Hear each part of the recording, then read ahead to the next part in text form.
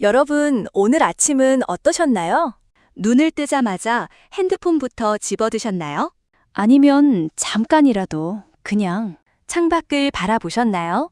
저는 요즘 아침마다 이런 생각을 합니다. 도대체 나는 무엇을 위해 이렇게 바쁘게 살았을까? 열심히 일했습니다. 아껴 썼습니다. 그리고 이제 조금 쉬어도 될 나이가 됐는데 막상 쉬려고 하니 뭔가 죄책감이 드는 것 같기도 하고 더 아껴야 하나, 더 쓰면서 즐겨야 하나. 그 사이 어딘가에서 마음이 자꾸 흔들립니다.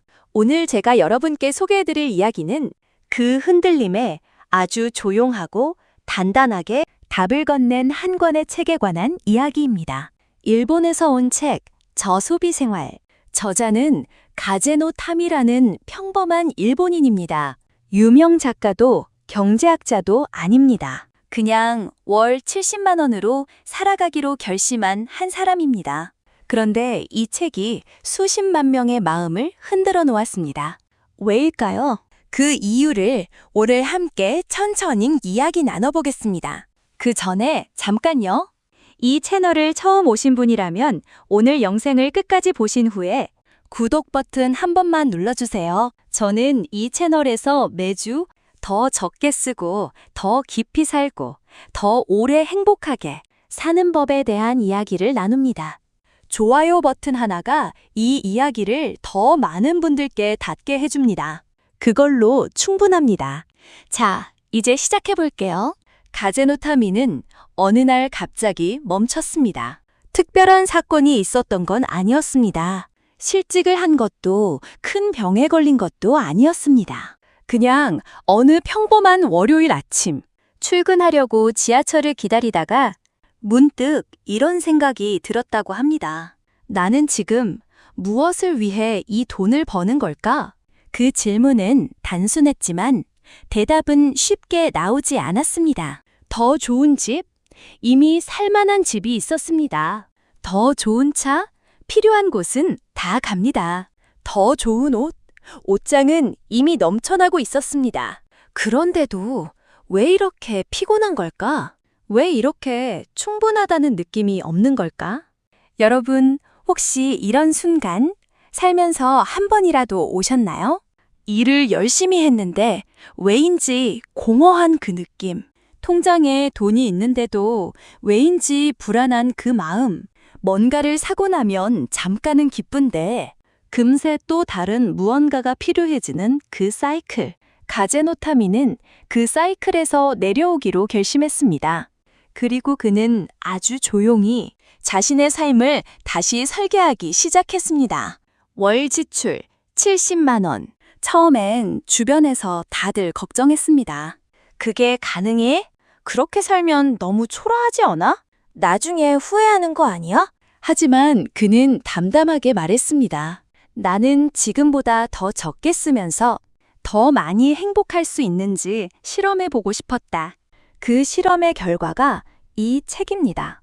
첫 번째 변화, 소비의 기준을 바꿨다. 우리는 매일 무언가를 삽니다. 아주 작은 것부터 시작해봅시다. 마트에 가면 1+1 행사가 있습니다. 하나 사면 하나 공짜라는데 안 살 이유가 없어 보입니다. 어차피 쓸 거잖아. 이게 더 이득이야. 그런데 한번 솔직하게 생각해 보세요. 그 물건 사기 전에 필요하다고 생각했나요? 아니면 진열대 앞에서 보고 나서야 필요하다는 생각이 들었나요? 가제노 타미는 말합니다. 대부분의 소비는 필요해서가 아니라 눈에 보여서 시작된다. 이 문장이 저는 굉장히 오래 마음에 남았습니다. 생각해보면 정말 그렇습니다. 백화점 세일 소식을 듣기 전까지는 딱히 새 코트가 필요하지 않았습니다. 친구가 새 가방을 들고 나타나기 전까지는 내 가방도 충분히 좋았습니다. 홈쇼핑을 보기 전까지는 그 안마기가 있는지도 몰랐습니다.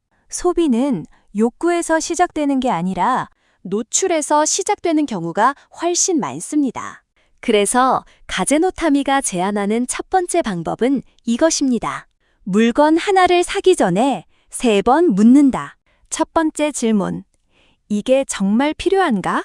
두 번째 질문, 없으면 어떻게 되는가? 세 번째 질문, 한 달 뒤에도 이게 여전히 필요할 것 같은가? 세 번을 물었는데도 여전히 네 라는 대답이 나온다면 그때 삽니다. 하지만 놀랍게도 그 세 번의 질문을 거치고 나면 사고 싶었던 것의 절반 이상이 자연스럽게 사라진다고 합니다. 충동이 아니라 판단으로 소비할 때 후회가 없습니다. 그리고 후회 없는 소비는 돈을 아끼는 것 이상의 심리적 안정감을 줍니다. 저는 이것을 읽으면서 예전에 제가 샀다가 서랍 속에 고이 잠들어 있는 물건들이 하나씩 눈앞에 떠올랐습니다. 두 번째 변화.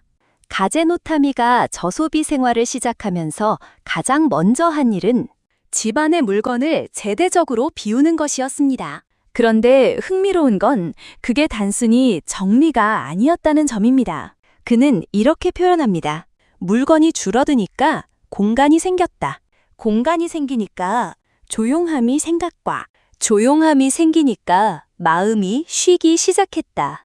이 말이 참 와닿습니다. 우리 집을 한번 둘러보세요.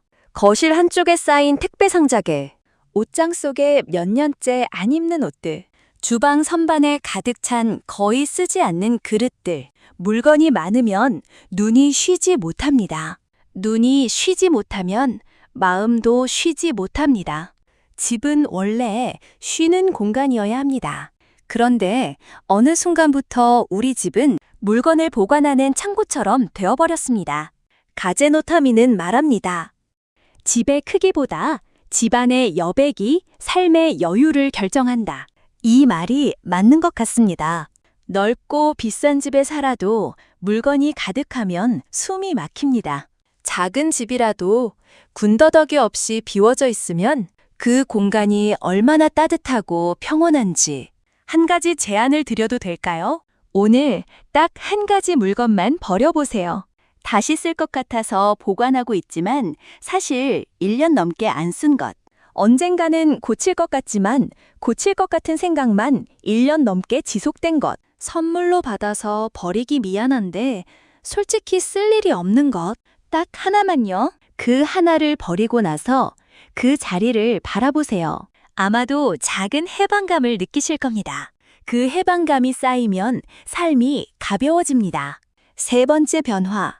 저소비 생활을 한다고 하면 많은 분들이 이런 이미지를 떠올리실 것 같습니다. 먹고 싶은 것도 못 먹고, 가고 싶은 것도 못 가고, 참고 또 참으며 사는 삶.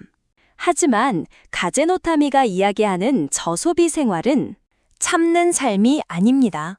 오히려 시간을 돌려받는 삶에 가깝습니다. 그는 이렇게 말합니다. 돈을 아끼기 위해 불편을 감수하는 것이 아니라 시간을 천천히 쓰며 삶을 깊게 만드는 것이다.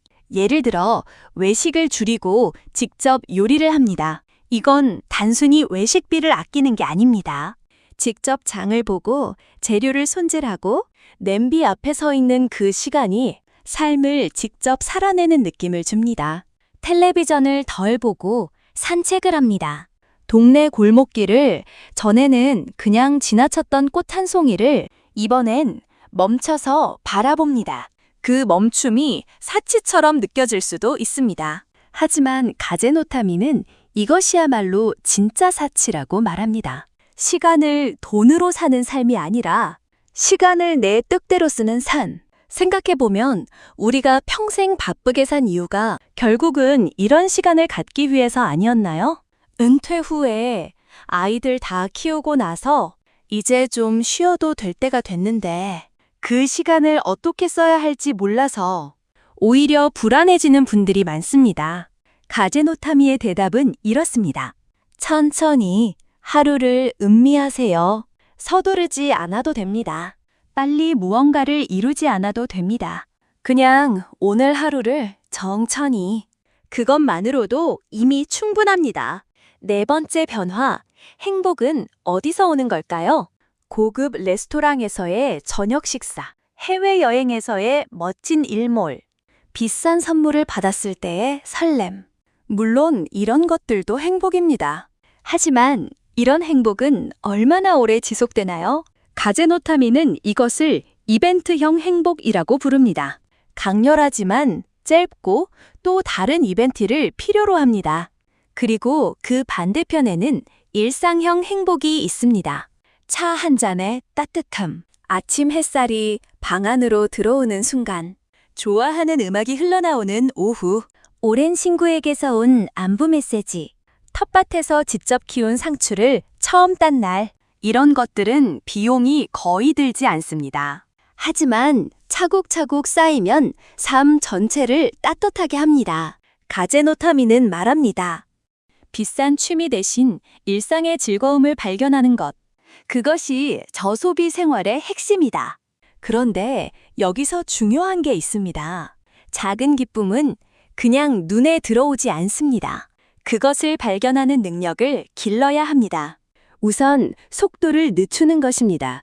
빠르게 살다 보면 작은 것들이 눈에 들어오지 않습니다. 하지만 천천히 걷다 보면 전에는 보이지 않던 것들이 보이기 시작합니다. 그 능력이 길러지면 굳이 비싼 무언가 없이도 하루하루가 충분히 풍요로워집니다. 5번째 변화, 이제 가장 중요한 이야기를 해볼까요? 저소비 생활을 방해하는 가장 큰 적은 무엇일까요? 바로 비교입니다. 옆집이 새 차를 뽑았습니다. 예전 동창이 SNS에 유럽 여행 사진을 올렸습니다. 후배가 새로 인테리어를 했다고 초대를 합니다. 그 순간 내 삶이 갑자기 초라해 보입니다. 아까까지만 해도 충분하다고 느꼈는데 누군가의 삶을 엿보는 순간 불만족이 시작됩니다. 가제노타미는 말합니다. 행복은 상대평가가 아니라 절대 감각이다. 이 말이 정말 맞습니다. 행복은 다른 사람보다 내가 더 좋은 것을 갖는 데 있는 게 아닙니다. 내가 지금 이 순간 충분하다고 느끼는 것, 그것이 행복입니다. 그런데 우리는 이 당연한 사실을 자꾸 잊어버립니다. 왜냐하면 끊임없이 비교를 유발하는 환경 속에 살고 있으니까요. 텔레비전, 광고, SNS, 이 모든 것이 우리에게 말합니다. 당신은 아직 부족해. 이걸 가져야 완성돼. 저 사람처럼 살아야 제대로 사는 거야. 그 목소리에서 귀를 닫는 것, 그것이 저소비 생활의 출발점이기도 합니다. 한 가지 연습을 제안드립니다. 오늘 하루 열지 마세요. 남의 여행 사진, 남의 맛집 후기, 남의 손자 자랑. 그걸 보는 대신 내 눈앞에 있는 것을 바라보세요. 지금 내 손에 들린 것, 지금 내 창밖에 보이는 것, 지금 내 귀에 들리는 것. 그것이 나의 삶입니다. 그것만으로도 사실은 꽤 괜찮습니다. 이제 현실적인 이야기를 해볼게요. 월 70만 원. 어떻게 생각하세요? 어떤 분들은 이렇게 생각하실 수도 있습니다. 그건 너무 빠듯하잖아. 의료비만 해도 한 달에 그 이상 나오는데 그렇게 살면 좋은 것도 못 먹고 어디도 못 가고 그게 무슨 삶이야? 맞습니다. 70만 원이라는 숫자는 절대적인 기준이 아닙니다. 일본의 물가와 한국의 물가가 다르고 사람마다 건강 상태도 다르고 가족 상황도 다릅니다. 가제노타미가 말하는 핵심은 70만 원이라는 숫자가 아닙니다. 그가 말하고 싶은 것은 이것입니다. 얼마를 쓰느냐보다 어떻게 쓰느냐가 삶의 질을 결정한다. 즉, 내가 지금 쓰는 돈이 진짜 나를 행복하게 만드는데 쓰이고 있는가? 그냥 습관적으로 또는 남들 눈을 의식해서 쓰이고 있는가? 그 차이가 삶의 질을 결정합니다. 100만 원을 쓰더라도 남들 시선에 맞추느라 쓰는 삶, 70만 원을 쓰더라도 진짜 내가 좋아하는 것에 쓰는 삶. 어느 쪽이 더 만족스러울까요? 가제노타미는 말합니다. 저소비 생활은 결핍이 아닙니다. 불필요한 것을 덜어내고 진짜 중요한 것을 또렷하게 만드는 과정입니다. 이 말이 이 책 전체를 관통하는 핵심 메시지입니다. 그렇다면 우리는 어떻게 시작할 수 있을까?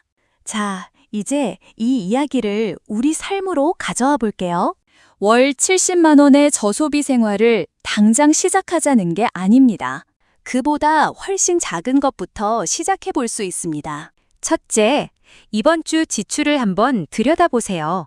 영수증이든 통장 내역이든 어디에 얼마를 썼는지 적어보세요. 둘째, 집안에서 물건 한 가지를 오늘 비워보세요. 버리지 않아도 됩니다. 이웃에게 드리거나 필요한 곳에 기부하거나 그 물건이 정말 쓰임새 있는 곳으로 가는 것도 충분히 의미 있는 일입니다. 셋째, 내일 아침을 조금 다르게 시작해 보세요. 핸드폰보다 먼저 창밖을 바라보는 것. 그것만으로도 하루의 시작이 달라집니다. 작은 것부터입니다. 급하게 바꾸려 하면 오래가지 못합니다. 천천히 하나씩. 그것이 가제노타미가 이 책이 우리에게 건네는 방식입니다. 오늘 긴 이야기 여기까지 함께 해주셔서 감사합니다. 마지막으로 제가 이 책에서 가장 오래 마음에 남았던 문장을 읽어드리겠습니다. 가제노타미는 이렇게 씁니다. 생활을 줄였더니 인생이 넓어졌다. 처음에는 이 말이 이해가 잘 안 됐습니다. 줄이면 좁아지는 게 아닌가? 그게 논리적이지 않나? 하지만 이제는 압니다. 물건이 줄면 공간이 생기고, 지출이 줄면 걱정이 줄고, 남의 시선을 신경 쓰는 것이 줄면 내 마음이 넓어집니다. 결국 줄이는 건 삶 자체가 아니라 삶을 좁게 만들었던 것들입니다. 그리고 그것들이 빠져나간 자리에 진짜 나의 삶이 들어옵니다. 오늘 하나의 소비를 멈춰보세요. 그리고 그 자리에 여유를 채워보세요. 적게 쓰는 삶은 생각보다 따뜻합니다. 그리고 그 따뜻함은 오래갑니다. 오늘 영상이 마음에 드셨다면 구독과 좋아요 부탁드립니다. 이 채널에서는 매주 더 적게 갖고 더 깊이 살고 더 오래 행복하게 사는 이야기를 나눕니다. 댓글로 여러분의 이야기도 들려주세요. 여러분의 하루하루가 조용하고 따뜻하게 빛나기를 바랍니다. 다음에 또 뵙겠습니다.